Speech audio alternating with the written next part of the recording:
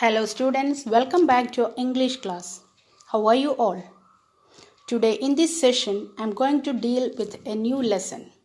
The first lesson of our supplementary reader, Footprints Without Feet. I hope you have the textbook with you, haven't you? The name of our lesson is A Triumph for Surgery. I'll give you an introduction of our lesson. This story is about Tricky, a dog who is the pet of a rich lady named Mrs. Pumphrey. Mrs. Pumphrey loves her dog very much and is unable to refuse him anything he wants, so the dog became obese and unhealthy. The story narrates how the author helped the dog to get back in fit. Okay, so before getting into the lesson, let's see who is the author of our lesson. The author of our lesson is James Herriot. James Alfred White, pen name James Herriot, was a British veterinary surgeon and writer born in 1916. He used his many years of experiences as a veterinary surgeon to write a series of books, each consisting of stories about animals and their owners. He is best known for these semi-autobiographical works, beginning with If Only They Could Talk in 1970, which spawned a series of movies and television series. Okay, let's start our lesson, A Triumph of Surgery.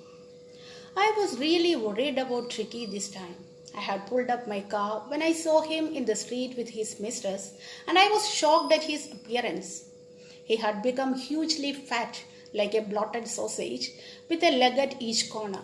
His eyes, bloodshot and rheumy, stared straight ahead and his tongue lolled from his jaws.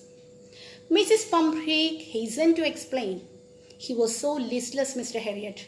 He seemed to have no energy. I thought he must be suffering from malnutrition. So I have been giving him some little extras between meals to build him up. Some malt and cod liver oil and a bowl of Horlicks at night to make him sleep. Nothing much really. And did you cut down on the sweet things as I told you? Oh, I did it for a bit. But he seemed to be so weak I had to relent. He does love ice cream or cream cakes and chocolates, so I can't bear to refuse him. I looked down again at the little dog. That was the trouble. Tricky's only fault was greed. He had never been known to refuse food.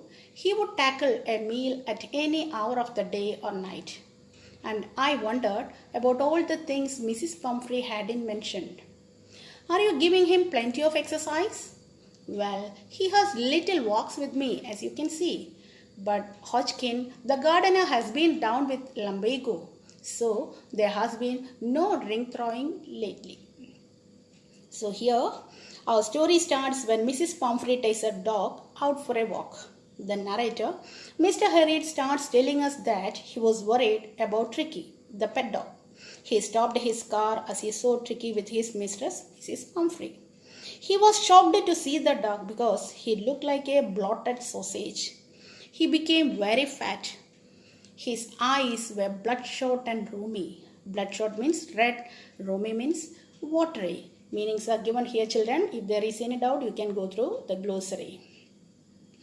And his tongue lolled from his jaw. Loll means hung out from his jaws. His tongue lolled from his jaws. Mrs. Pumphrey, Tricky's owner, started to give explanations.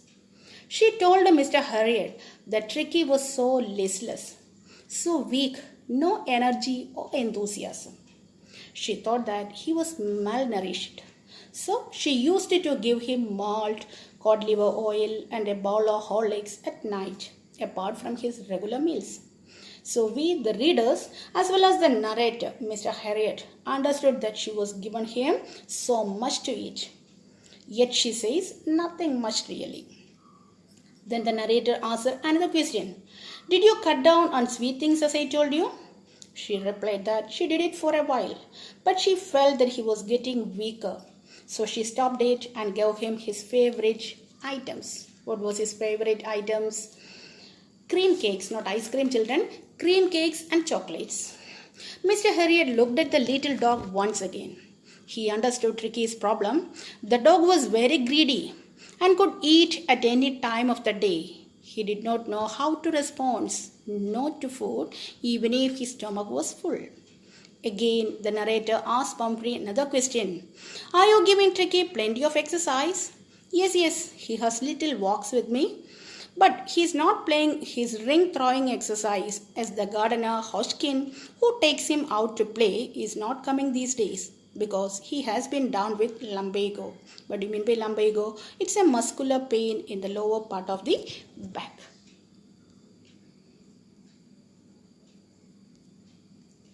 I tried to sound severe. Now I really mean this. If you don't cut his food right down and give him more exercise, he is going to be really ill. You must harden your heart and keep him on a very strict diet. Mrs. Pumphrey wrung her hands. Oh, I will, Mr. Harriet. I'm sure you're right, but it's so difficult, so very difficult. She set off, head down, along the road, as if determined to put the new regime into practice immediately.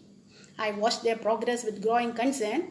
Tricky was tottering along in his little tweed coat. He had a whole wardrobe of these coats for the cold weather and a raincoat for the wet days. He struggled on, drooping in his harness. I thought it wouldn't be long before I heard from Mrs. Pumphrey. Yes, the narrator started to talk seriously because she did not control Tricky's eating habits and increased his exercises.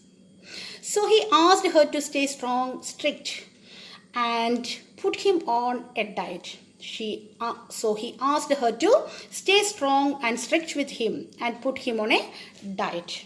Mrs. Pumphrey wrung her hands. Mrs. Pumphrey wrung her hands. Wrung her means twisted her hands. She rubbed her hands each other because of her tension.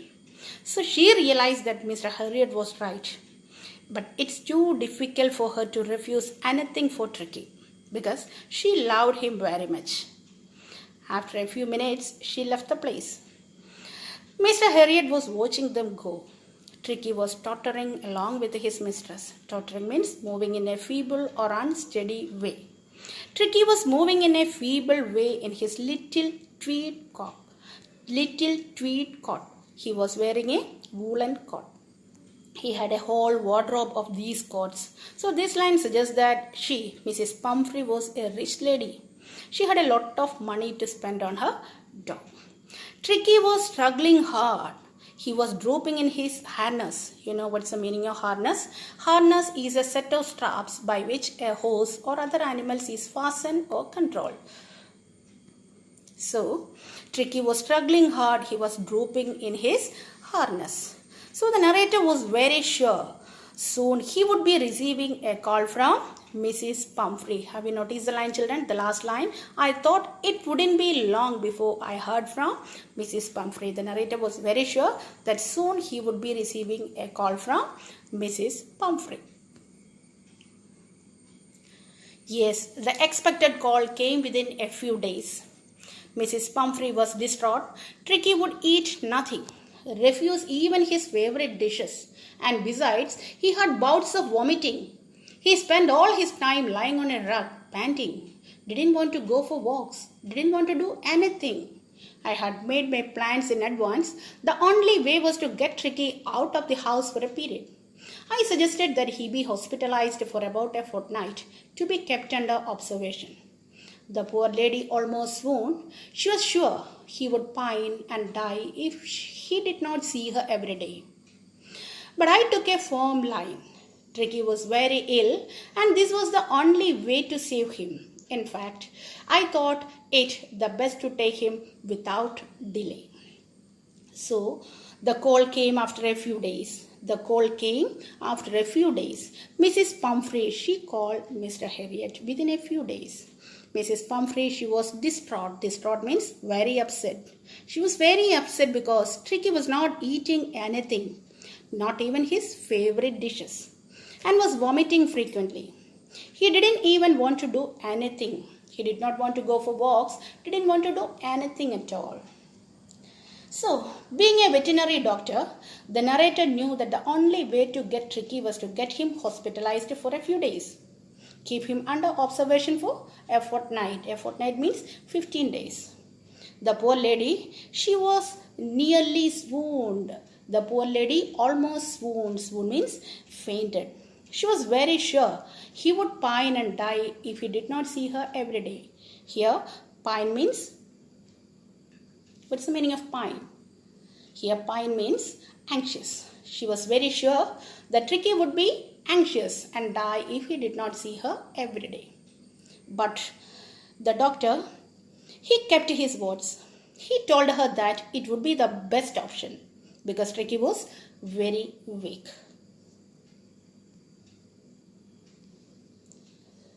I marched out to the car and carrying the little dog wrapped in a blanket. The entire staff was roused and maids rushed in and out bringing his day bed, his night bird, favorite cushions, toys and rubber rings, breakfast bowl, lunch bowl, supper bowl. Realizing that my car would never hold all the stuff, I started to drive away. As I moved off, Mrs. Pumphrey, with a despairing cry, threw an armful of the little cords through the window. I looked in the mirror before I turned the corner of the drive. Everybody was in tears. Out on the road, I glanced down at the pathetic little animal gasping on the seat by my side. I patted the head, and Tricky made a brave effort to wag his tail. Poor old lad, I said, you haven't a kick in you, but I think I know a cure for you. So, Mrs. Pumphrey, she was crying bitterly.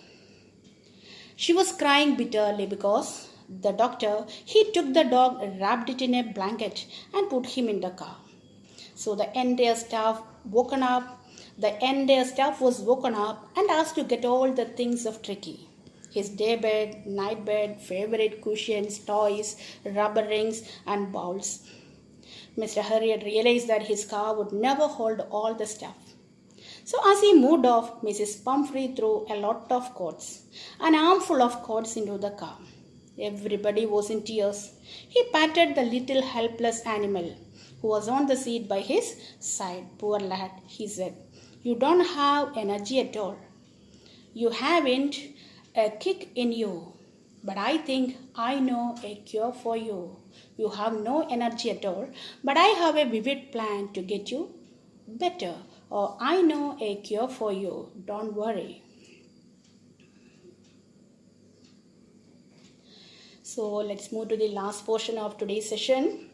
At the surgery, the household dogs surged on me. Tricky looked down at the noisy part with the dull eyes and when put down lay motionless on the carpet. The other dogs, after sniffing round him for a few seconds, decided he was an uninteresting object and ignored him. I made up a bed for him in a warm, loose box next to the one where the other dogs slept. For 2 days, I kept an eye on him, giving him no food but plenty of water. At the end of the second day, he started to show some interest in his surroundings, and on the third, he began to whimper when he heard the dogs in the yard. When I opened the door, Tricky trotted out and was immediately engulfed by Joe, the greyhound, and his friends. After rolling him over and thoroughly inspecting him, the dogs moved off down the garden. Tricky followed them, rolling slightly with his surplus fat. Later that day, I was present at feeding time. I watched while Tristan slopped the food into the bowls. There was the usual headlong rush, followed by the sounds of high-speed eating. Every dog knew that if he fell behind the others, he was liable to have some competition for the last part of his meal. Okay, let's see the explanation. When they reached the hospital, at the surgery means hospital, when they reached the hospital, all the other dogs gathered around the doctor. When the doctor put him down on the carpet, he couldn't even move. Tricky couldn't even move.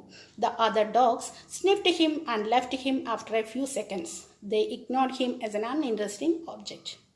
Then Mr. Harriet made a bed for him next to the one where the other dogs slept. For 2 days, he gave him plenty of water, nothing else. At the end of the second day, he started to show some interest in his surroundings. And on the third day, he began to whimper. Whimper means making noises. He began to whimper when he heard the dogs in the yard. So, when the doctor opened the door, he went out and followed the other dogs down the garden with his surplus fat. Surplus means excess fat. Later in that evening, the narrator was present at the dinner time and was watching all the dogs. Tristan, he slopped food into the bowl. Slopped means dropped food into the bowls. All of them were eating with a great speed. Do you know the reason, children? Yes, you are right. They knew that if they did not finish quickly, then the other dogs, after finishing their meal, would come to eat their meal. Let's wind up today's class. Read the lesson thoroughly. There is an assignment for you. Submit it as early as possible. Thank you.